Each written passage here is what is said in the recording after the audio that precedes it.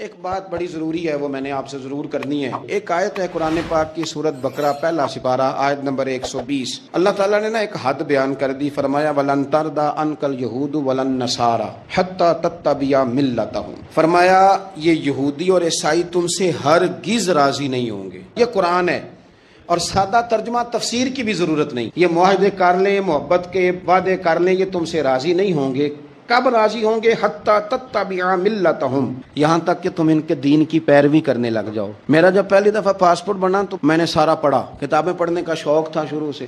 اس کے ہر صفحے پہ لکھا ہے کہ سوائے اسرائیل کے، یعنی آپ پوری دنیا میں یہ سبز ہلالی پاسپورٹ لے کے جا سکتے ہیں، خبردار اسرائیل آپ یہ پاسپورٹ لے کے نہیں جا سکتے۔ یعنی اتنی نفرت کسی ملک سے کہ اس پر لکھ کے چھاپ دیا ہر صفحے پر کہ یہ پاسپورٹ سوائے اسرائیل کے ہر ملک کے لیے کارآمد ہے۔ میرا سوال ہے عرب کے ان لیڈروں سے جنہوں نے اسرائیل کے ساتھ معاہدہ کیا، مجھے بتاؤ تمہیں فلسطین کی بیٹیاں بھول گئی نا ساری کی ساری؟ تمہیں وہ ماں بھول گئی نا جو مسجد اقصیٰ کے دروازے پہ کھڑی ہو کے چیخیں مارتی تھی اور کہتی تھی کوئی علی کو خبر کرو کہ میری بچیاں قید میں ہیں؟ وہ بھول گئی؟ تمہیں وہ بہن بھول گئی نا جس پر شراب کی بوتل انڈیڑتے تھے اسرائیل کے فوجی؟ وہ آپ کو ابھی بھی ویڈیو مل جائے گی، وہ انڈیلتے تھے شراب کی بوتل، اسے پکڑتے تھے، دست درازی کرتے تھے، اور وہ بیٹی کہتی تھی یا رحمت للعالم۔ بھول گیا تمہیں وہ سارا کچھ؟ تم نے ایک منٹ لگایا اور تم معاہدہ کس سے کروا رہے ہو؟ امریکہ کے صدر سے؟ اتنا ظلم کیا تم نے، اتنا قاتل کے ساتھ معاہدہ؟ کیا سمجھتے ہو فلسطین والوں کا کوئی والی وارث نہیں؟ سنو، میرے رسول کریم صلی اللہ علیہ وسلم نے فرمایا میرا کوئی مالدار امتی دنیا سے چلا جائے، پیسے جائیدادیں چھوڑ کر، نبی پاک صلی اللہ علیہ وسلم نے فرمایا مسلمان ایک جسد واحد کی طرح، ایک جسم کی طرح، ایک حصہ تکلیف میں ہو تو دوسرا اس کی درد محسوس کرتا ہے۔ انسان کے وجود کے اندر سب سے قیمتی اس کا دماغ ہوتا ہے، اسی سے سوچتا ہے، اسی سے وہ عمل کرتا ہے، اسی سے منصوبہ بندی کرتا ہے، اسی سے وہ مومن ہوتا ہے، اسی سے معاذ اللہ کافر ہوتا ہے۔ اور وجود کے اندر جس کو درجے کے لحاظ سے بولنے میں بعض اوقات کم درجہ سمجھا جاتا ہے وہ پیر ہوتے ہیں۔ اور تو میری ٹھوکر کے بھی قابل نہیں، میں تجھے جوتے کی نوک پہ، پیر کی نوک پہ بھی نہیں سمجھتا۔ ہم یہ کہتے ہیں محاورتاً کہ تو پیروں کے قابل بھی نہیں، یعنی سب سے اعلیٰ درجہ دماغ کو دیا، دل کو دیا، اور سب سے ہلکا درجہ پاؤں کو دیا۔ لیکن مجھے بتلائیے گا اگر کبھی پاؤں کی سب سے چھوٹی انگلی، چھنگلیا، چیچی، اس پہ اگر کبھی زخم لگ جائے تو جسم کا سب سے اعلیٰ حصہ دماغ ہے، دماغ نے کبھی یہ کہا ہے کہ چھوڑو یہ تو سب سے نچلا درجہ ہے، نہیں جانا ڈاکٹر کے پاس، اتنا ٹائم کہاں ہے، رہنے دو، چھوٹی سی تو انگلی ہے، خیر ہے؟ ایسا کبھی ہوا ہے؟ دماغ فوراً کہتا ہے کہ باقی کام بعد میں کریں گے، پہلے ڈاکٹر کا پتہ کرو، اس کو مرہم پٹی کراؤ، کیونکہ اسے پتہ ہے کہ اگر یہاں درد رہی تو باقی جسم میں بھی درد رہے گی۔ اور یہ بھی پتہ ہے دماغ کو کہ اگر میں نے یہاں علاج نہ کرایا انگلی کا تو کہیں پیر بھی سارا زخمی نہ ہو جائے، اور اگر پیر کا علاج نہ کرایا تو ٹانگیں اور باقی وجود تک بھی زخم نہ آ جائے۔ لہذا دماغ جلدی فیصلہ کرتا ہے، ٹیسٹ کرانے کا، چیک اپ کرانے کا، دوائی لینے کا، مرہم پٹی کا۔ اور میرے بھائی مسلمان ایک وجود کی طرح ہے۔ یہ تو ہو سکتا ہے کچھ مسلمان ملک غریب ہوں اور کچھ کے پاس تیل کے کنویں ہوں، کچھ کے پاس سونے کے پہاڑ ہوں، یہ تو ہو سکتا ہے کہ بعض اوقات یہ وہ سمجھ لیں کہ ہم اعلیٰ درجے کے ہیں، لیکن یہ یاد رکھیں اگر ایک جسم کی طرح ہیں، سوچتے ہیں اور ہیں، کیونکہ نبی پاک نے فرمایا ہے، اگر اس طرح سوچتے ہیں تو پھر میرا خیال ہے کہ جس طرح تیل کے کنویں والے کو اپنی درد ہوتی ہے نا، سونے کے پہاڑوں والے ملک کو جس طرح اپنی درد ہوتی ہے نا، اس طرح اسے کسی کو حقارت کی نظر سے دیکھنا نہیں چاہیے، چونکہ جسد واحد ہے۔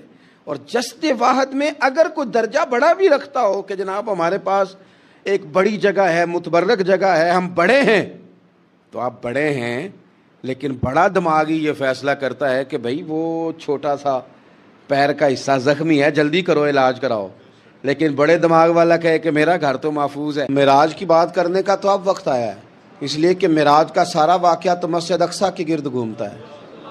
سبحان الذی اسریٰ بعبدہ لیلا من المسجد الحرام الی المسجد الاقصیٰ۔ حضور نے معراج کی رات مسجد اقصیٰ میں نماز پڑھائی تھی، اور ایک بار پھر سے طیبہ سے فلسطین میں راستہ دیکھتی ہے پھر مسجد اقصی تیرا۔ ایک بار حضور گئے تھے مکے سے مسجد اقصی، اور پھر حضور فرماتے ہیں جب میں واپس گیا نا تو کفار نے جو کہ مسجد اقصی دیکھی ہوئی تھی تو مجھ سے پوچھنا شروع کر دیا کہ مسجد اقصی کی کھڑکیاں کتنی ہیں، دروازے کتنے ہیں، پلر کتنے ہیں۔ جب انہوں نے سوال جواب کیے تو حضور فرماتے ہیں کہ رب کریم نے مسجد اقصی کو اٹھا کے میرے سامنے رکھ دیا۔ میں دیکھتا جاتا تھا، بتاتا جاتا تھا، کہہ لوں بات کر لوں۔ ایک دفعہ حضور مکے سے مسجد اقصی آئے اور ایک دفعہ مسجد اقصی میرے نبی کی زیارت کے لیے مکے گئی، حضور کی زیارت کے لیے مکہ شریف گئی۔ او میرے نبی تو صرف کسی چیز کی طرف ایک دفعہ دیکھ لیں تو وہاں رحمت کے پھول کھلتے ہیں۔ مسجد اقصی کی طرف منہ کر کے 17 مہینے میرے نبی نے نماز پڑھی ہے۔ مسلمانوں پتہ ہی کوئی نہیں، ہماری خبریں ہی اور ہیں، ہمارا درد ہی اور ہے، ہمیں پتہ ہی نہیں بم کہاں برس رہے ہیں، ہمیں یہ خبر ہی نہیں۔ اور میں اس دور میں تقریریں کر رہا ہوں جہاں سوتوں کو جگانا نہیں پڑتا، جاگتوں کو جگانا پڑتا ہے۔ سیانے لوگوں کو سمجھانا ہمارے ذمہ لگ گیا، کیا کریں؟ اس قوم کو سکھانا پڑتا ہے جسے پتہ سارا ہے، لیکن جان بوجھ کے آنکھیں ہماری بند ہیں۔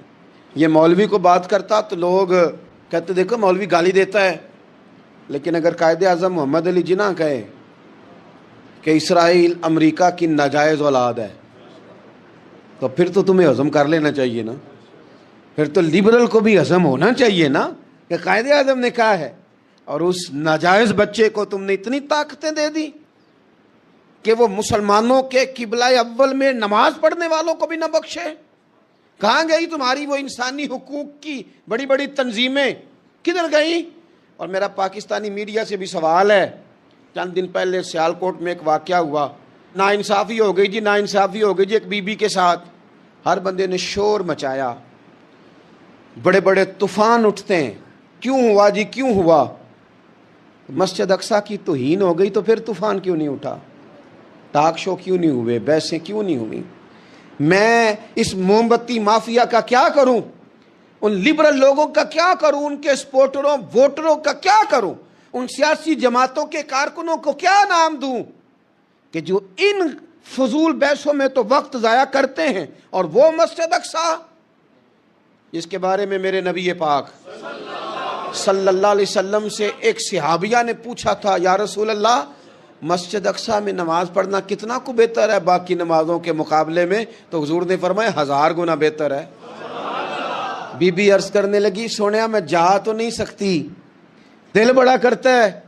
تو حضور نے فرمایا جا نہیں سکتی تو وہاں تیل ہی بھجوا دے، جس میں حاضری لگوانے کی حضور بات کریں جس مسجد میں۔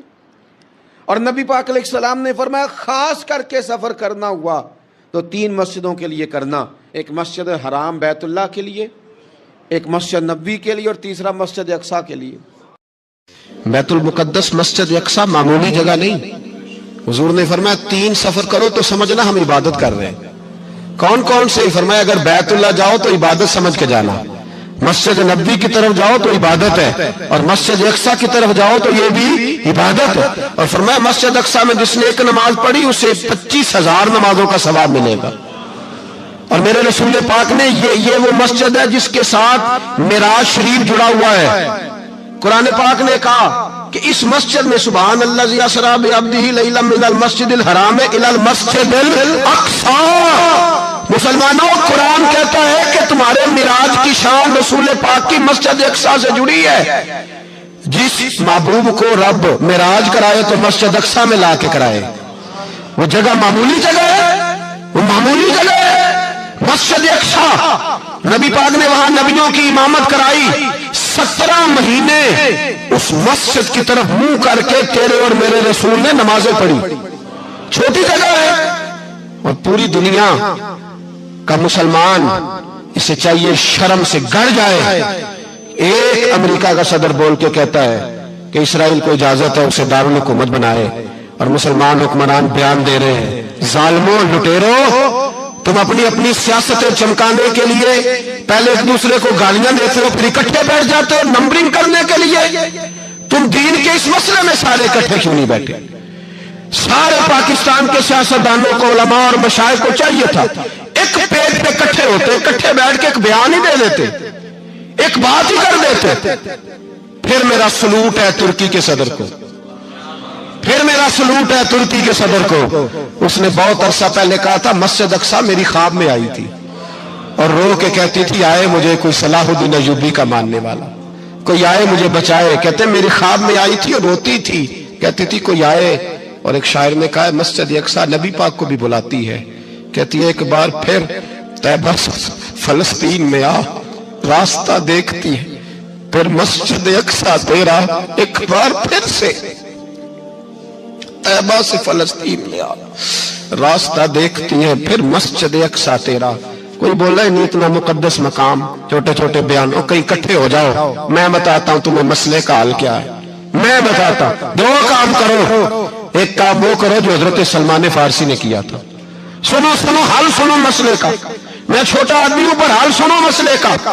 زندگی میں ایک کام مسلمان کر لے، جٹ بن کے بھٹ بن کے رائی بن کے پاکستانی مصری سعودی بن کے بڑا جی لیا.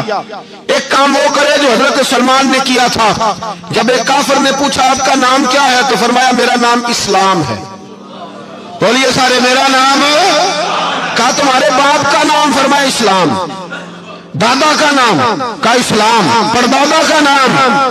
بازو تیرا توحید کی قوت سے کمی ہے، اسلام تیرا دیس ہے تو مصطفی ہے. ایک کام وہ کرو جو حضرت سلمان نے کیا تھا. کافر جب پوچھے تو کہو ہم سارے اسلام ہیں. ہم سارے کیا ہیں؟ ہم پہلے مسلمان ہیں، باقی بعد میں کچھ اور چیز. دوسرا کام وہ کرو جو حضرت امیر معاویہ نے کیا تھا. سن لو یہ حال ہے اس مسئلے کا. سنو حضرت مولا علی شیر خدا رضی اللہ تعالیٰ عنہ اور جناب امیر معاویہ کی جنگ ہو رہی تھی، لڑائیاں ہو رہی تھی، اختلافات تھے، فوجیں بیٹھی تھی. حضرت مولا علی اور جناب امیر معاویہ کی جنگ ہو رہی تھی تو روم کے بادشاہ نے، عیسائی بادشاہ نے حضرت علی کو خط لکھا کہ میں تیرے اوپر حملہ کرنے والا ہوں. خط لکھا نا حضرت علی کو، تو جواب حضرت امیر معاویہ نے دیا. چاہیے تھا نا مولا علی جواب دیتے. حضرت امیر معاویہ بولے اور بول کے کہنے لگے اور روم کے کتے ہم گھر میں جتنا مرضی لڑے، یہ نہ سمجھنا تو علی پہ حملہ کرے گا تو میں تماشا دیکھوں گا. فرمایا تو علی پہ حملہ کر تو صحیح، علی سپہ سالار ہوگا اور امیر معاویہ اس کا سپاہی ہوگا. گھر میں جتنا مرضی لڑے پر رسول اللہ کے نام پہ ہم اکٹھے ہو جایا کرتے. یہ رسول اللہ کا دین ہے، اس پہ ہم اکٹھے ہیں، یکجان ہیں. فرمایا علی سپہ سالار ہوگا اور امیر معاویہ سپاہی ہوگا، اکٹھے نکلیں گے اور کفر کو بتائیں گے کہ اگر تم مسلمانوں کی طرف دیکھو گے پھر ہم یکجان ہیں. پھر ہم بولیے پھر ہم گنبد خضرا کے سائے تلے ایک ہیں، ایک ہیں، ایک تھے اور ایک رہیں گے. اس لیے یہ دو کام اگر مسلمان کرے، دو کام ٹھیک ہے. اختلاف ہو گئے، بڑا کچھ ہو گیا، لیکن ان سے کہیں کہ جب تم آؤ گے تو پھر ہمیں علیحدہ علیحدہ نہیں پاؤ گے، پھر ہمیں تم اکٹھے پاؤ گے، اکٹھے میدان میں نکلیں گے. اور کوئی اتنی لمبی چوڑی بات نہیں. میں کیا کروں، میرا تو آئیڈیل بنتا جا رہا ہے طیب اردگان. عجیب بات ہے نا کہ اس کے پاس اپنی طاقت آپ سے کمزور ہے، آپ کی تگڑی ہے. اس کے پاس جو فوجی طاقتیں ہیں وہ اپنی جگہ پر، آپ کی فوجی طاقتوں کا لوہا مانتی ہے دنیا. لیکن پھر مجھے کہنے دو نا، میدان میں بندہ ایٹمی طاقت سے نہیں لڑتا، ایمان کی قوت سے لڑتا ہے. اور بول اٹھا ہے نا، کیا کر لیا اس نے اپنی پارلیمنٹ سے خطاب کیا ہے، مطالبہ ہے، علماء سے گزارش ہے، مشائخ سے گزارش ہے، ہر مکتبہ فکر کے آدمی سے گزارش ہے، علماء اور سیاستدانوں سے اپیل ہے کہ پارلیمنٹ کا مشترکہ اجلاس بلائیں. مشترکہ اس میں ہر سیاسی جماعت کا لیڈر بیٹھے اور اکٹھے بیٹھ کے ان کو یہ میسج دیں کہ بازو تیرا توحید کی قوت سے قوی ہے، اسلام تیرا دیس ہے تو مصطفی. اور ان کو بتائیں کہ ہزاروں قومیں وجود میں آئیں، دہر میں خشک و تر کے رشتے سے ہم نے بنیاد دوستی رکھی، یاد خیر البشر کے رشتے سے. مسلمان ہی نہیں ہوتا. صلاح الدین ایوبی اپنے خیمے میں بیٹھے تو ایک بی بی آ گئی، اس قبیلے کا کوئی شخص مسلمان نہیں ہوتا. بی بی آئی، آگے کہنے لگی میرے 4 بیٹے جنگ میں کھو گئے، چھوٹے چھوٹے بچے جنگ میں کھو گئے، مل نہیں رہے. فوجیوں کو حکم دے مجھے میرے بچے تلاش کر کے دیں. صلاح الدین ایوبی نے جھٹ پر سر پہ امامہ باندھا، نیزہ پکڑا، سینے بند باندھا، اپنے جبے کو سمیٹا اور باہر. کہنے لگی تو کدھر جا رہا ہے؟ کہنے لگا میں خود تیرے بچے تلاش کر کے دوں گا. صلاح الدین چند سپاہی ساتھ گلی گلی نکلے، گلی گلی فجر کے نکلے اثر ہو گئی، تھک گئے، 2 نمازیں صحرا میں پڑھی، جنگل کے اندر پہنچے تو ایک کونے میں 4 بچے ایک جگہ ڈرے اور سہمے ہوئے بیٹھے ملے، صلاح الدین ایوبی اٹھا کے لائے، ماں کو کہنے لگے تیرے بچے ہیں، نکلا اس لیے تھا کہ میرے نبی نے فرمایا بچے جدا ہوں تو ماں کو درد بڑا ہوتا ہے، اور میرے رسول نے فرمایا تھا جب جنگ کرنے جاؤ تو کھیت برباد نہ کرنا، فصلیں تباہ نہ کرنا، بچوں کو ماں سے جدا نہ کرنا۔ فرمایا میں سوچ رہا تھا تیرے بچے کہیں میری وجہ سے جدا ہو گئے تو مصطفیٰ کو جواب کیا دینا؟ فرمایا تیرے بچے ڈھونڈ کے لایا ہوں۔ بچے ماں کے پاس آنے لگے تو ماں نے بڑے بیٹے کے منہ پہ تھپڑ مارا، کہتا ہے اماں کیا ہوا؟ کہنے لگے تو نے سنا نہیں کہ دشمن کے بچوں کی اتنی حفاظت کرتا ہے، میرے پاس نہ جا، اس کے قدموں میں بیٹھ جا، جس نبی کے غلام اتنے سچے ہیں وہ نبی کتنا سچا ہوگا۔ بنو قریظہ اور بنو نذیر 2 محلے تھے یہودیوں کے، یہودیوں نے بڑی عہد شکنی کی تو نبی پاک صلی اللہ علیہ وسلم نے ان کو بے دخل کر دیا، مدینے سے نکال دیا، مدینہ منورہ سے۔ یہودی نکل گئے مدینہ طیبہ سے، تو جب وہ نکل کے جا رہے تھے تو ان کے مکان، ان کے باغ، ان کی جائیدادیں بچ گئیں۔ نبی پاک علیہ السلام نے انصار مدینہ کو پہلے بلایا، جاگ رہے ہیں نا آپ لوگ؟ پیسے آتے کسی کو برے لگتے ہیں؟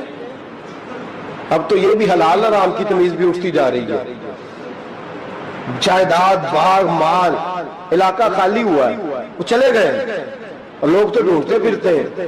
اللہ خیر فرمائے، شاملہ ہر جگہ ملتی نہیں اب شہروں میں، وہ کس کس نے نام کرا لی، کدھر گئی ہے کوئی خبر ہی نہیں، خالی جگہ پڑی ہے۔ میرے نبی پاک علیہ السلام نے پہلے انصار مدینہ کو بلایا، حضور نے فرمایا انصاریوں بہت بڑی جائیدادیں یہودیوں کی، بنو نذیر اور بنو قریظہ محلے خالی ہو گئے، میرا دل کرتا ہے وہ تمہیں دے دوں، اس لیے کہ تم نے اپنے مہاجر بھائیوں کے ساتھ بڑا تعاون کیا، جائیدادیں تم نے دے دی ہیں، مکانات دے دیے ہیں، بڑا کچھ تم نے دیا ہے، میرا دل کرتا ہے وہ تمہارے نام کر دوں۔ تو انصار مدینہ کیا کہنے لگے یا رسول اللہ دے تو ہم نے دیا ہے پر وہ بیچارے جھچکتے ہی رہتے ہیں، وہ جھچکتے ہی رہتے ہیں، کھل کے ہماری چیزیں استعمال نہیں کرتے، تو حضور ہم تو پہلے ہی انصار ہیں، ہمارے پاس بڑا کچھ ہے، آپ مہربانی فرمائیں وہ سارا کچھ مہاجروں کو دے دیں، مہاجرین کو ہمیں نہیں چاہیے۔ اب چلے گئے بات کر کے، میرے حبیب پاک نے مہاجروں کو بلا لیا، فرمایا بنو نذیر اور بنو قریظہ قبیلے کی جائیدادیں آئی ہیں، تمہارے پاس بظاہر جو چیزیں ہیں بھی وہ بھی انصار مدینہ کی ہیں، تو میرا یہ خیال ہے کہ وہ سارا کچھ تمہیں دے دیا جائے۔ ابو بکر صدیق رضی اللہ تعالیٰ عنہ کہنے لگے یا رسول اللہ صلی اللہ علیہ وسلم ہمارے انصار بھائیوں نے ہمارے لیے دل تک کھول دیے ہیں، حضور انہوں نے ہر چیز بانٹ کے ہمارے سامنے رکھ دی ہے، ہم اتنے خرد غرض ہیں کہ سارا کچھ لپیٹ جائیں، کہ حضور ہمارے پاس جو مکان ہے وہ ہے، ہم کاروبار کر رہے ہیں، تجارتیں کر رہے ہیں، مزدوریاں کر رہے ہیں، ہم انشاءاللہ اور بنا دیں گے، آپ یہ ہماری طرف سے ہمارے انصار بھائیوں کو گفٹ کر دیں، آپ انہیں دے دیں۔ میرے حبیب کی آنکھوں میں آنسو آ گئے، میرے نبی پاک علیہ السلام رو پڑے، یا رسول اللہ کیوں روتے ہیں؟ فرمایا تمہارا یہ بھائی چارہ قائم رہا تو اللہ اسلام کو بڑی قوتیں عطا فرمائے گا، اللہ طاقتیں دے گا اسلام کو، اگر تمہارا یہ رنگ قائم رہا، یہ انداز، میرے غلاموں تمہارے یہ طور طریقے، ایک بھائی کہتا ہے دوسرے کو، دوسرا کہتا ہے تیسرے کو۔ مسلمانوں کی نا ایک تعداد لڑتے لڑتے لڑتے لڑتے دور چلے گئی، تاتاریوں نے قید کر لیا، 4 مسلمان تھے، تبلیغ کرنے گئے، جنگ کرنے گئے، جہاد کرتے کرتے کافروں سے لڑتے لڑتے تاتاری قوم میں چلے گئے، وہاں قید کر لیے گئے تو سزائے موت کا حکم ہوا، 4 بزرگ تھے، سزائے موت کا حکم ہوا تو تاتاری بادشاہ جو تھا وہ بڑا خلاف تھا، بڑا سخت مخالف تھا مسلمانوں کے، اس نے کہا کہ ان کو جب پھانسی دینا نا مسلمانوں کو تو میرے سامنے دینا۔ اب 4 عالم ہیں، 4 صوفی ہیں، سفید داڑیاں، سر پہ امامے، پھانسی کا وقت آیا تو جو پھانسی گھاٹ ہے وہ ایک ہے، چاروں کو کٹھے پھانسی نہیں ہو سکتی، ایک کو کہا کہ ایک ایک کر کے ان کو پھانسی دو۔ جب پھانسی کا وقت آیا نا تو جو سب سے پیچھے صوفی تھے وہ دوڑ کے آگے آئے، کہنے لگے بادشاہ پہلی باری میری لگا، پہلی۔ اب بادشاہ نے کہا ٹھیک ہے اسے لٹکا دو، وہ قریب آئے تو دوسرے دوڑ آئے، کہنے لگے نہیں نہیں پہلی باری میں نے زیادہ کافر قتل کیے، میرا بڑا جرم ہے، مجھے پہلے سزا دو۔ ان کو پھانسی دینے لگے تو تیسرے آ گئے، کہنے لگے نہیں یہ تو میرا قتل کرتا تھا، رستے میں بتایا کرتا تھا، ڈھونڈ کے میں بتلاتا تھا کہ یہاں زیادہ تعداد ہے، مجھے پہلے پھانسی دو۔ تیسرے کے ساتھ بات ہو رہی تھی تو چوتھا دوڑا آیا، کہنے لگا یہ رستے بتاتا تھا، یہ تبلیغ کرتا تھا، یہ سارا کچھ کرتا تھا، لیکن کہا یہ کہتے تھے چلو واپس چلتے ہیں، میں جانے نہیں دیتا تھا، میں کہتا تھا اور کافر مارنے اور علاقے فتح کرنے، میرا جرم بڑا ہے، مجھے پہلے پھانسی دو۔ بادشاہ کہنے لگا مجھے 35 سال ہو گئے حکومت کرتے، بڑی دنیا کو پھانسی دی ہے، لوگ تو ایک دوسرے کو دھکے دیتے ہیں کہ پہلے تو جا پہلے تو جا، اور تم کیسی قوم ہو کہ ایک دوسرے پہ قربان ہو رہے ہو؟ کہنے لگا تم ایک باپ کی اولاد ہو، جاگ رہے آپ لوگ؟ تاتاری بادشاہ کافر بادشاہ اسلام کی مخالفت کرتے ہیں، ایک باپ کی اولاد ہو کا نہیں، ایک قبیلے کے رہنے والے ہو کا نہیں، ایک ملک کے رہنے والے ہو نہیں۔ اس نے کہا رشتہ کیا ہے تمہارا، رشتہ کیا ہے؟ بول کے کہنے لگے خدا ایک ہے نبی ایک ہے، خدا ایک ہے اور نبی منفرد ایک ہے، اس قوم کی نقصان بھی ایک ہی سب کا نبی، اللہ بھی قرآن بھی ایک، کیا ہی اچھا تھا ہوتے اگر مسلمان بھی ایک، یوں تو سید بھی ہو مرزا بھی ہو افغان بھی ہو، تم سبھی کچھ ہو بتاؤ کہ مسلمان بھی ہو۔ فرمایا ہمارا اللہ ایک ہے نبی ایک ہے، تو کہا پھر ایک دوسرے پہ جان کیوں دیتے ہو؟ فرمایا ہمارے نبی نے ہمیں بھائی بھائی بنا دیا ہے، بھائی کا دل نہیں کرتا اس کی آنکھوں کے سامنے بھائی چلا جائے، ہمارا دل نہیں کرتا پہلے مجھے دے پہلے مجھے دے۔ بادشاہ کہنے لگا تمہارا جذبہ مجھے متاثر کر گیا، جاؤ میں تم چاروں کو آزاد کرتا ہوں، تمہیں آزاد کرتا ہوں۔ میرے دوستو یہ رنگ تھا، دیکھیں نا، یہ اس دھرتی نے نظام دیکھا ہے نا، اس فلک نے پہلی بار دیکھا، اس زمین نے پہلی بار، اور میرے حضرت صاحب فرمایا کرتے تھے زمین تڑپ کے روئی، اس نے پہلی دفعہ دیکھا۔ احد کا میدان ہے، 3 صحابہ تپتی ہوئی زمین پہ زخموں سے چور چور پڑے ہیں۔ حضرت انس بن نضر رضی اللہ تعالیٰ عنہ پانی کا پیالہ لے کے پہنچے، ایک زخمی سے کہا تجھے پانی پلانا ہے، تو کہنے لگا میرے زخم تھوڑے ہیں، وہ جو ساتھ پڑا ہے اس کے زخم گہرے ہیں، پہلے اسے پانی پلا دے، جا اسے دے دے۔ اس کے پاس پہنچے تو وہ کہنے لگا وہ مجھ سے پہلے گرا تھا، اس کا زخم زیادہ گہرا ہے، اسے پانی پلا۔ تیسرے کے پاس گئے تو کہنے لگا چوتھا تڑپ زیادہ رہا ہے، اس کی عمر زیادہ ہے، میں تو جوان ہوں برداشت کر لوں، بڑھاپے کی وجہ سے نڈھال ہو گیا، پہلے اسے پانی پلا۔ چوتھا کہنے لگا 5ویں کے پاس جا، 5واں کہنے لگا 6 کے پاس جا۔ حضرت انس بن نضر کہتے میں رو پڑا، میں نے کہا محمد کے غلاموں، رسول نے تمہیں کیسا جذبہ دے دیا ہے، زبانیں پیاس سے باہر ہے لیکن تمہاری اخوت مرتے دم تک قائم ہے۔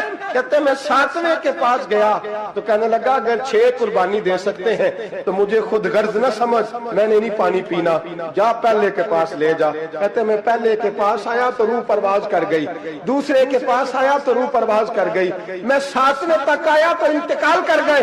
کہتے ہیں پانی کا پیالہ میں نے اٹھایا اور میں نے زمین پہ رکھا تو میں نے کہا پانی گوا رہنا، محمد کے غلام مر تو جاتے ہیں پر ایک دوسرے کا خیال بڑا رکھا کرتے ہیں، گوا رہنا یہ مر جایا کرتے لیکن ایک دوسرے کا درد۔ میرے دوستو لٹا ہوا برما، روتے ہوئے مسلمان، سسکیاں اور آہیں لیتی ہوئی مائیں پوچھتی ہیں اے خاصا اے خاصان رسول وقت دعا ہے، امت پہ تیری آ کے عجب وقت پڑا ہے، وہ دین جو بڑی شان سے نکلا تھا وطن سے، پردیس میں وہ دین آج غریب الغربا ہے، فریاد ہے اے کشتی امت کے نگہباں، بیڑا یہ تباہی کے قریب آن لگا ہے۔ اور کیا خوبصورت جملے کہے تھے کہ نبی پاک صلی اللہ علیہ وسلم نے، حضور نے فرمایا تھا میرا مومن ایک جان کی طرح ہوتا ہے، ایک جان کی طرح ہوتا ہے، ایک کو تکلیف ہو جسم کے ایک حصے کو سارا حصہ پریشان ہوتا ہے۔ فرمایا یہ ایک مکان کی طرح ہے، ایک اینٹ دوسری اینٹ کو مضبوط کرتی ہے۔ فرمایا یہ مضبوط لوگ ہیں، یہ مضبوط لوگ۔ حضرت عمر فاروق کا زمانہ ہے، ایک آدمی نے سیری بھیج دی ایک گھر میں بطور تحفہ، قحط کا زمانہ تھا، گوشت ملتا نہیں تھا، جانور، ایک آدمی نے سیری بھیج دی ایک آدمی کے گھر میں۔ اس نے کیا کیا؟ اس نے اپنی بیوی سے کہا ہماری تو خیر ہے، साथ वाला पड़ोसी ज्यादा गरीब है, उधर न भेज दे। यहाँ गंदम अमीरे शहर की होती रही खराब, और बच्ची किसी फकीर की फाकों से मर गई। कहा साथ वाले पड़ोसी के घर से मैं कई दिनों से भूख की आवाजें, वहां भेज दे। उसके घर गई तो उसकी बीवी शौहर को मशवरा देती है, कहती है मेरे बच्चे तो दलेर है, साथ वाले के छोटे हैं, वो गुजारा नहीं, उधर न भेज दे। उधर गई। एक रवायत है 7 घर, एक रवायत है 21 घर। 21 घरों में घूमती हुई वो शरीफ फिर पहले के घर में आ गई, और पहला सहाबी कहने लगा सिर्फ तूने ही मोहम्मद का कलमा नहीं पढ़ा, बाकी भी इसने भी पढ़ा हुआ है। सिर्फ तूने ही रसूलुल्लाह से ये दर्श नहीं लिया, बाकियों ने भी लिया है। और सिर्फ तेरे अंदर ही जज्बा इज़हार नहीं, तू ही सिर्फ मुसलमानों से प्यार नहीं करती, सारे ही प्यार करते हैं। वो शरीफ फिर आ गई है, अब क्या करना है, अब क्या करना है? तो इमाम नबी ने लिखा है, वो कहने लगी करना क्या है, पकाऊंगी मैं और खाएंगे 21 घर, फिर भी अकेले नहीं खाएंगे, पकाऊंगी मैं और खाएंगे 21 घरों के मुताबिक शोरबा पका। और फिर बर्तन में डाल के वो बीबी एक घर का दरवाजा खटखटाती है, कहती है मुस्तफा के गुलामों निकलो बाहर और खाओ, इसलिए कि जिस नबी ने मुझे प्यार का हुक्म दिया उसी ने तुम्हें भी प्यार करना सिखाया है। ये रंग चश्मे फलक ने सिखाया।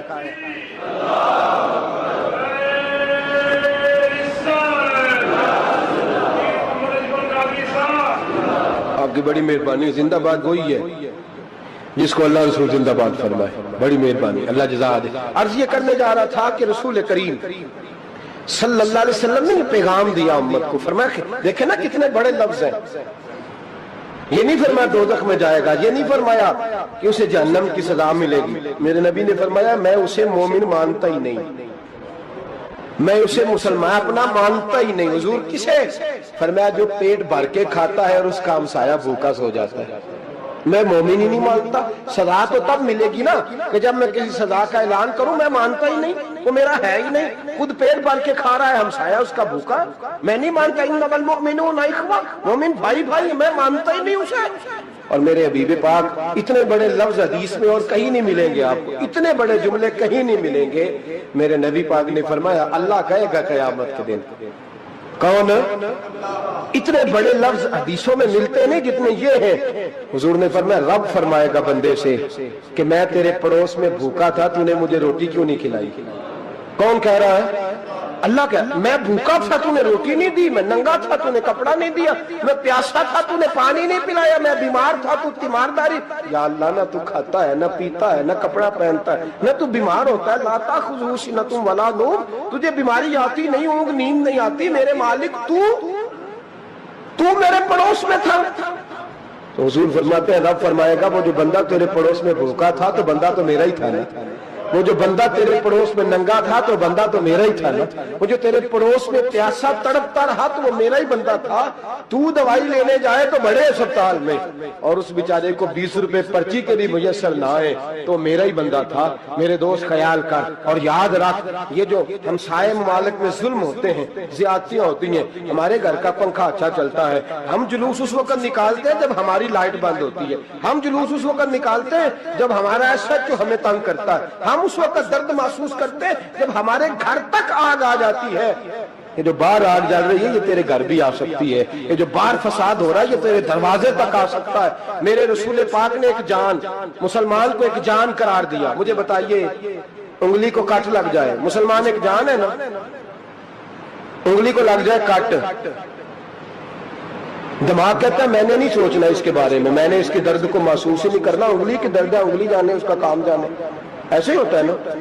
बोले पैरों से कहते हैं, उंगली कहती है चाहे डॉक्टर के पास, पैर कहते हैं नहीं मैंने नहीं जाना, उंगली का काम है उंगली जाए, ऐसे ही है ना। दिल से कहते हैं तू तड़प थोड़ा सा, उंगली को दर्द है, कहते मैं क्यों तड़पू, उंगली का मामा, उंगली जाने उसका काम जाने। टेलीफोन करना है, डॉक्टर साहब का पता करना है तो कान कहते हैं मैंने नहीं बात सुननी डॉक्टर साहब की, जुबान कहती है मैंने नहीं बोलना, उंगली जाने, ऐसा होता है। पैर एहतजाज करते कि मैंने डॉक्टर के पास, मैं क्यों चक्कर खाता फिरूं डॉक्टर की दुकान की, उंगली को दर्द है उंगली जाने, ऐसा होता है। भाई मेरे रसूल पाक ने फरमाया मुसलमान एक जान है, तो दर्द बर्मा के मुसलमानों को हो रहा है तो पाकिस्तानी कह रहे हैं कोई बात नहीं वो जाने, उनका काम जाने, एक जान है ना। दर्द होना चाहिए, तकलीफ होना चाहिए, फट्टे पे बातें होती हैं इस मौजू पे, असेंबली पे गुफ्तगू हुई है इस मौजू पे, آپ کی صوبائی اسمبلیاں اس موضوع پہ بولی ہیں؟ آپ کے کونسل اس موضوع پہ بولے؟ ہم تو اپنی اپنی سیاستیں، اپنے اپنے تماشے، اپنے اپنے چکروں میں لگے ہوئے. وہ دریا کے اندر سسکتے مسلمان، بنگالی کہتے ہیں ہمارے نہیں، برمی کہتے ہیں ہمارے نہیں، پاکستانی کہتے ہیں ہمارے نہیں، ترکی کہتے ہیں وہ کس کے ہیں؟ وہ کس کے ہیں؟ وہ اللہ کے بندے ہیں، محمد عربی کے غلام ہیں صلی اللہ علیہ وسلم. لیکن میرے دوستو، کیا ہمیں کیا غرض ہے؟ وہ جانے، ان کا کام جانے. یہ جب تیرے پیروں تک آگ آئے گی پھر تجھے پتا چلے گا یہ بڑی سخت آگ ہے. آج جس کافر نے برما پر عرصہ دراز تنگ کیا ہے، مسلمان تھوڑے تھوڑے مفاد لینے کی خاطر نا، بنو عباس اور بنو امیہ کی جنگ چل رہی تھی. بنو عباس جو تھے وہ غالب آ گئے، بنو امیہ جو تھے ان کی حکومت ختم ہو گئی. تو عیسائیوں نے بنو امیہ سے کہا کہ ہم تمہارے ساتھ تعاون کرتے ہیں، ہم تمہارے ساتھ تعاون کرتے ہیں اور بنو عباس پہ غلبہ پا کے تمہیں حکومت دلاتے ہیں. بنو امیہ بڑی جدوجہد کر رہے تھے بادشاہی کے لیے، لیکن انہوں نے کہا کہ ہم لڑ رہے ہیں، کوشش کر رہے ہیں، لیکن ہمیں کسی کافر کی مدد کی ضرورت نہیں. ہم جتنا مرضی لڑیں لیکن کافروں کے ہاتھوں بنو عباس کو مروانے کو ہم تیار نہیں ہیں. ہمیں خبردار، تمہارا آپس کا معاملہ ہے، ہم خود نمٹ لیں گے، تمہیں اجازت نہیں دیتے تم اندر کودو اور کود کر کے تم فسادات پیدا کرو اور مسلمانوں کے اندر تقسیم کرو. میرے دوستو، مسلمان کو سوچنا چاہیے، سوچ بڑی رکھنی چاہیے. گھر کی جنگ سے نکل آ، اب بہو ساز کے جھگڑے سے باہر آ جا، اب محلے کی سیاست چھوڑ کے باہر کا سوچ. اب اسلام کو تیری حاجت ہے. اب پوری دنیا جب مسلمان کو دیکھے نا، فیس بک یوز ہوتی ہے، اس پہ نوجوان جب اسلام کی بات کرنے لگے گا، اس پر جب بڑا اسلام کی بات کرنے لگے گا، پوری دنیا میں پیغام جائے گا کہ مسلمان اب جاگنے لگا ہے، مسلم خابیدہ بیدار ہونے لگا ہے، اب اس کی آنکھیں کھلنے لگی ہیں، اب یہ اپنے مذہب کی بات کرتا ہے، اب یہ اپنے ملک سے، صوبے سے، برادری سے نکل کر بولتا ہے. اب یہ کہتا ہے کہ بازو تیرا توحید کی قوت سے قوی ہے، اسلام تیرا دیش ہے، تو مصطفی ہے. اب یہ بڑی سوچ رکھتا ہے، اب یہ عالمی بات کرتا ہے. میرے دوستو، ہمارا تو حال یہ ہے. امام اعظم ابو حنیفہ کا فتویٰ ہے، آپ فرماتے ہیں جو مولوی عالمی حالات سے باخبر نہ ہو وہ جمعے کی تقریر نہ کرے، وہ مسلمانوں کی رہنمائی نہیں کر سکتا. عالمی حالات سے جو خبردار نہ ہو، تو جس کو چھٹی ہو جائے، تو نے ختم نہیں پڑھا، دوڑ جا مسجد سے، تو ختم نہیں پڑھتا ہمارے، تجھے پتہ ہی نہیں تو کہاں رہتا ہے، بھاگ جا. وہ عالمی حالات پہ بات کرے گا، کیونکہ بیچارے کو تو پتا میری سویرے چھٹی ہو جانی. سیاست کا لفظ چھیڑا نہیں تو میں گیا نہیں. یاد رکھے، وہ جو بیداری ہے، وہ جو اعلیٰ ظرفی ہے، وہ جو بڑی سوچ ہے، وہ جو ملت کی سوچ ہے، وہ جو قومیت کی سوچ ہے، وہ جو آگے بڑھنے کا زاویہ ہے، وہ تو اندر. اقبال کہتے ہیں گلا تو گھونٹ دیا اہل مدرسہ نے تیرا، گلا تو گھونٹ دیا اہل مدرسہ نے تیرا. تجھے تو مدرسے والوں نے پلیٹ پکڑا دیا ہے کہ جا سویرے لنگر کٹھا کر کے لا اور دوپہر کو روٹیاں مانگ کے لا اور دیکھ آج مرا کون ہے، ختم کس کا پڑھنا ہے. تو گلا تو گھونٹ دیا اہل مدرسہ نے تیرا، اب کہاں سے آئے گی صدا لا الہ الا اللہ. تو گھونٹ دیا تیرا گلا، تو کیسے بڑی بات کرے گا؟ بڑی بات کے لیے بڑی سوچ چاہیے، بڑی تبودو چاہیے، بڑی کوشش چاہیے، بڑا حوصلہ چاہیے. مسلمان چھوٹی چھوٹی لڑائی میں، چھوٹی چھوٹی جنگ میں، ایک دکاندار دوسرے دکاندار سے لڑ رہا ہے، گلی والا دوسری گلی والی سے لڑ رہا ہے، محلے والا محلوں پہ اعتراض. ایک شہر میں رہنے والے میں نے دوسرے محلے پہ اعتراض کرتے دیکھے. یقین کریں، ایک شہر میں رہنے والے، علاقے میں بسنے والے کہتے ہیں بھائی توبہ ہے، اس محلے تو اللہ ہی بچائے. لا حول ولا قوت. وہ جو تقسیم در تقسیم کی سوچ ہے، اس نے چھوٹے چھوٹے ٹکڑوں میں مسلمانوں کو بانٹ دیا ہے. چھوٹی چھوٹی تقسیم ہے، چھوٹا چھوٹا ہمارا مزاج ہے، چھوٹی سوچ ہے. بڑی سوچ کی بات سنیے. صلاح الدین ایوبی، جاگ رہے ہیں نا آپ لوگ؟ تو آخر حضرت صاحب ایڈی وڈی گل چھیڑ چھڑی ہے، یہ مطلب ہی کون نہیں، کنے برما جانا ہے تو کنے مدد کرنی ہے. میں تو بھائی فریضہ سر انجام دے رہا ہوں. میرے نبی نے فرمایا برائی کو یا ہاتھ سے بدل، ہاتھ سے نہیں بدل سکتا تو زبان سے تو بولنا. تو میں معذور ہوں، کمزور آدمی ہوں، ہاتھ سے بدلنے کی طاقت نہیں رکھتا، تو دوسرے درجے پہ تو مجھے عمل کرنے دو نا. اثر کرے نہ کرے سن تو لے میری فریاد، نہیں ہے داد کا طالب یہ بندہ آزاد. رونے تو دو، تڑپنے تو دو، آہیں تو بہانے دو، سسکیاں تو لینے دو، مار کھائیے تو تڑپنے تو دو. وہ قرآن پاک برما میں پابندی لگی ہے تو میں یہاں سوچنے لگا ہوں کہ وہاں تو پابندی لگی ہے، یہاں پہلے ہی لوگ کوئی نہیں پڑھتی. معاذ اللہ تعالیٰ حالات دن پہ دن مسلمانوں کے لیے ایک ایک کر کے. افغانستان میں جو آگ لگی تھی، پھر وہ عراق میں بھی لگی، پھر وہ لیبیا میں بھی لگی، پھر وہ مصر میں بھی لگی، پھر وہ یمن میں بھی لگی، سعودی عرب میں دھماکے ہوئے. میرا دل تڑپا ہے، مجھے پریشانی ہوئی. میں بچے 5 تھے, میں بڑا ڈسٹرب ہوا. میں نے کہا یار یہ ہمارا سب کا اجماعی عقیدت کا مرکز ہے. ہم کم از کم 1000 اختلاف کے باوجود کہا کرتے تھے کہ عرب میں امن ہے یار, وہاں سکون ہے, وہاں دکانیں کھلی چھوڑ کے لوگ چلے جاتے ہیں. وہاں بھی فساد ہونے لگا, وہاں بھی آگ بڑھ گئی ہے. لیکن ہم صرف چھوٹی چھوٹی کر کے جب آگ بجھانے کی کوشش کریں گے اس وقت آگ نہیں بجھے گی. جب ہر آدمی اپنے پیالے میں پانی لے کے آئے گا, ہر شخص اپنے گھر کی نل چلائے گا, ہر شخص نلکا چلائے گا اور پانی نکال کے یہ آگ بجھائے گا, تب یہ آگ بجھے گی. ہر آدمی کو کردار, سوچ بڑی کرے, نظریہ بڑا کرے, ملت کی بات کرے, مسلمان ہو کے سوچے, مسلمان ہو کے سوچے. خدا را نکلے یہ گھر کے جھگڑوں سے, تھوڑی دیر کے لیے اپنے آپ کو بڑا کرے, بڑی سوچ آپ بنائیں. جب دوستیاں لگائیں, یارانے لگائیں, پھر چھوٹے موٹے حساب سے بچیں. بابا بلے شاہ صاحب فرماتے کورے ورک کتاب نہیں ہوندے, کورے ورک کتاب نہیں ہوندے, پتھر دل گلاب نہیں ہوندے, او بلیا یاری سوچ کے لائیں یارا نال حساب نہیں ہوندے. پھر ذرا نکلے اس حساب کتاب سے باہر, بلیا یاری سوچ کے لائیں یارا نال حساب نہیں ہوندے. پھر ذرا بڑا ذہن کرے, چھوڑے اپنے حساب. یبصرون علی انفسہم ولنبلونکم بشیء من الخوف والجوع ونقص من الاموال والانفس والثمرات. پھر حساب کتاب سے نکلے, پھر امام علی مقام کی طرح یہ سوچ بنائے کہ حسین کے بچے چلے جائیں تو کوئی حرج نہیں, امت پر آنچ نہیں آنی چاہیے. ایک امام علی مقام, کل تک امام میدان میں کھڑے تھے تو اکیلے تھے, لیکن آج پوری دنیا کہتی ہے حسین ہمارا ہے, حسین ہمارا. آج نظریہ امام علی مقام زندہ ہے, تو اکیلا ہے تو کھڑا ہو. یہ نہ کہا کر چھوٹی سی مسجد ہے, ایک کونا کا کھڑکاوا, مولانا تقریر کر رہے ہیں تو کیا بنے گا, ایک آواز کہیں سے گونجا کرتی ہے, پھر اس میں تاثیر میرا اللہ پیدا فرما دیا کرتا ہے, پھر اس کے اندر قوت میرا رب پیدا فرما دیا کرتا ہے, پھر اللہ اس میں تاثیر پیدا کر کے 4 دانگ عالم میں پھیلا دیا کرتا ہے. صلاح الدین ایوبی, مسلمانوں پہ ظلم ہوا, فلسطین میں آگ لگی اور پورے فلسطین کی گلیاں خون سے بھر گئی. ایک دن کے اندر 70,000 مسلمان قتل ہوا. گھوڑوں سے سڑکوں پہ چلا نہیں جاتا تھا, گھوڑے پھسلتے تھے, اتنا خون تھا. اور کچی سڑکیں تھی, اتنا خون تھا. پہلے کچی زمین نے خون پیا, پھر خون اس سے باہر آیا, پھر بھی اتنا سخت. 70,000 آدمی قتل ہوا. صلاح الدین ایوبی کون تھے؟ میرے غوث اعظم جیلانی کے مدرسے کے طالب علم تھے. جامعہ نظامیہ مدرسہ, یہ مدرسے ہیں جنہوں نے دین کے مجاہد پیدا کیے, مدارس ہیں جنہوں نے دین کے مجاہد پیدا کر کے پوری دنیا کے اندر پھیلائے ہیں. مدارس کے اندر دہشت گردی آئی, میں اختلاف نہیں کرتا, لیکن ابھی بھی مدرسے ہیں جن مدرسوں سے رسول اللہ کے دین کا سچا درس دیا جاتا ہے, امن پیار اور محبت کی فضا کو عام کیا جاتا ہے وہ مدارس. اور انشاءاللہ قیامت کی صبح تک وہ مدرسے قائم رہیں گے. صلاح الدین ایوبی مدرسے کے طالب علم ہے, مدرسے کا, لیکن مدرسہ اس کا تھا جو ساتھ درویش بھی تھا, جو ساتھ اللہ رسول کے احکامات محبت کے ساتھ کھلانے والے. غوث اعظم جیلانی کا مدرسہ تھا, اس مدرسے کا پڑھنے والا طالب علم. دیکھیں نا, علم دین شہید کون تھا؟ نعتیں پڑھنے والا تھا نا, ختم دلانے والا تھا. احمد چیمہ شہید کون تھا؟ نعتیں پڑھنے والا تھا نا. یہ نعتیں وہ چیز ہوتی ہے جو دلوں کے اندر اثر پیدا کر دیتی ہے, جو نبی پاک کی محبت کو پروان چڑھاتی ہے, اور یہی چراغ جلے گا تو روشنی ہوگی. صلاح الدین ایوبی اکیلا اپنے دوستوں سے کہنے لگا مسلمانوں کی مدد, چند سالوں میں نکلو مدد کریں. انہوں نے کہا تیرے نکلنے سے کیا ہوگا؟ کہنے لگا میں نے نہیں نکلنا, میرے اللہ نے میری مدد کرنی ہے, میرے اللہ نے میری. اٹھ باندھ کمر کیا ڈرتا ہے, پھر دیکھ خدا کیا کرتا ہے. فرمایا مجھے نکلنے دے, اللہ میری مدد کرے گا. تھوڑا تھوڑا کر کے فوج جمع کی, کوشش کی.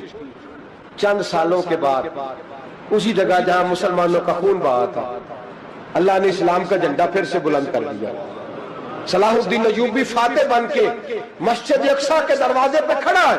چند سال گزرے, عیسائیوں کا اپنا وہ ظلم ابھی یاد ہے, اور عیسائی سارے لیڈر کہتے ہیں تیاری کر لو, اب ہمارے بچے کاٹے جائیں گے, عورتیں بیوہ ہوں گی, گردنیں کٹیں گی. اب دیکھنا جتنا خون ہم نے بہایا تھا مسلمان اس سے دگنا بہائیں گے.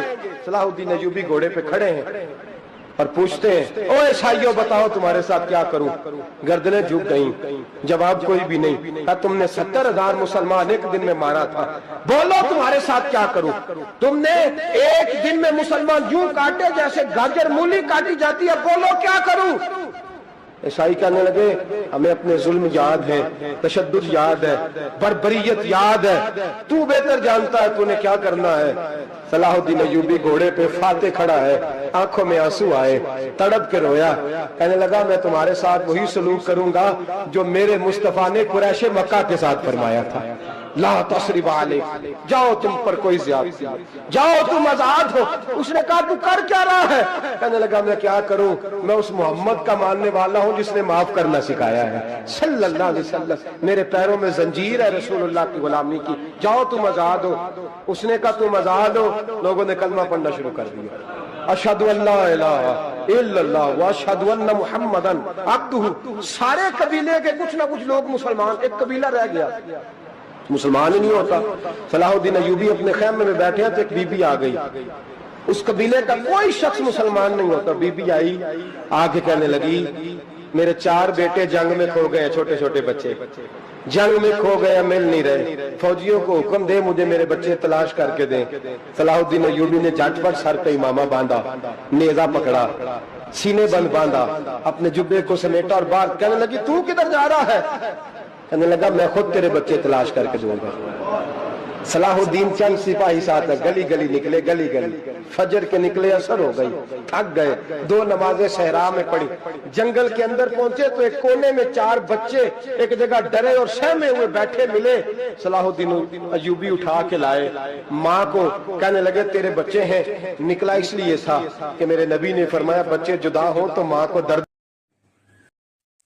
اس کرم کے سوا اور کیا چاہیے، ہوں نبی کا گدا اور کیا چاہیے، دین دنیا ملی آپ کے فیض سے، اس سے بڑھ کر بھلا اور کیا چاہیے، دین دنیا ملی آپ کے فیض سے، اس سے بڑھ کر بھلا اور کیا چاہیے، اس کرم کے سوا اور کیا چاہیے، ہوں نبی کا غدا اور کیا چاہیے، تم خدا کے ہو اور ہے خدا آپ کا، تم خدا کے ہو اور ہے خدا آپ کا، میں ہوں تم پر فدا اور کیا چاہیے،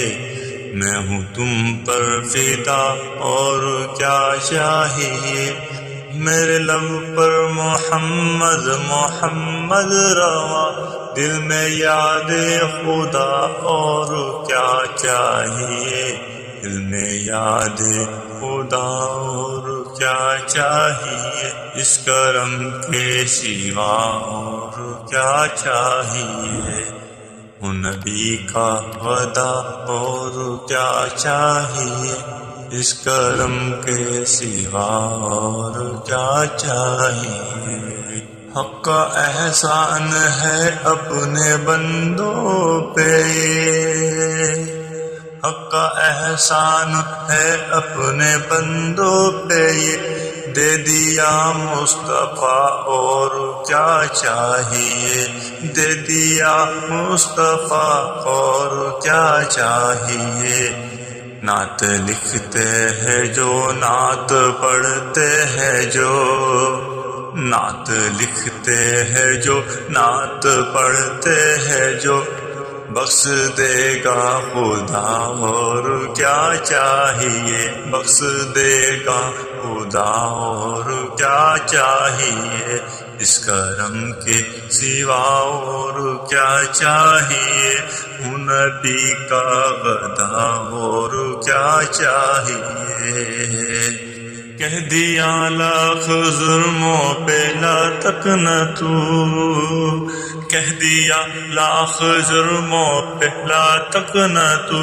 دے دیا فیصلہ اور کیا چاہیے، دے دیا فیصلہ اور کیا چاہیے، تیرے ہاتھوں میں دامن محمد کا ہے، تیرے ہاتھوں میں دامن محمد کا ہے، اے صدیق تجھے اور کیا چاہیے، اے صدیق تجھے اور کیا چاہیے، اس کرم کے سوا اور کیا چاہیے، خون نبی کا غدا اور کیا چاہیے، دین و دنیا ملی آپ کے فیض سے، اس سے بڑھ کر بھلا اور کیا چاہیے ہوتا ہے۔ اور میرے رسول نے فرمایا تھا جب جنگ کرنے جاؤ تو کھیت برباد نہ کرنا، فصلیں تباہ نہ کرنا، بچوں کو ماں سے جدا نہ کرنا۔ فرمایا میں سوچ رہا تھا تیرے بچے کہیں میری وجہ سے جدا ہو گئے تو مصطفیٰ کو جواب کیا دینا؟ فرمایا تیرے بچے ڈھونڈ کے لایا ہوں۔ بچے ماں کے پاس آنے لگے تو ماں نے بڑے بیٹے کے منہ پہ تھپڑ مارا۔ کہتا اماں کیا ہوا؟ کہنے لگے تو نے سنا نہیں کہ دشمن کے بچوں کی اتنی حفاظت کرتا ہے، میرے پاس نہ جا، اس کے قدموں میں بیٹھ جا۔ جس نبی کے غلام اتنے سچے ہیں وہ نبی کتنا سچا ہوگا، جس نبی کے نوکر اتنے کھڑے ہیں وہ نبی کتنا کھڑا ہوگا، جا کے کلمہ پڑھ لے۔ میرے دوست یہ اسلام ہے جس نے غیروں کا درد بھی اپنے سینے میں رکھا۔ اقبال کہتا ہے سارے زمانے کا درد ہمارے ہی سینے میں ہے، برما کا مسلمان ہو یا عراق، لیبیا، افغانستان، کشمیر کا مسلمان ہو، میرے دوست وہ غیر نہیں ہے، وہ تیرا اپنا ہے۔ اس کا رنگ نہ دیکھ، اس کی بولی نہ دیکھ، اس کا قبیلہ اور علاقہ نہ دیکھ، دیکھ کہ وہ تیرے رسول کا کلمہ پڑھتا ہے، وہ دیکھ کہ وہ کعبے کی طرف منہ کر کے نماز پڑھتا ہے، دیکھ کہ تیرا اور اس کا نصاب زندگی قرآن ایک ہے۔ میرے دوست کچھ نہیں کر سکتا تو دعا تو کر دیا کر، کچھ نہیں کر سکتا تو التجا تو کر دیا کر، اللہ کے حضور یہ تو کہا کر کہ اللہ مسلمان جہاں بھی ہیں تو ان کی مدد فرما، اللہ مسلمان جہاں بھی ہیں تو ان کی غیبی امداد فرما۔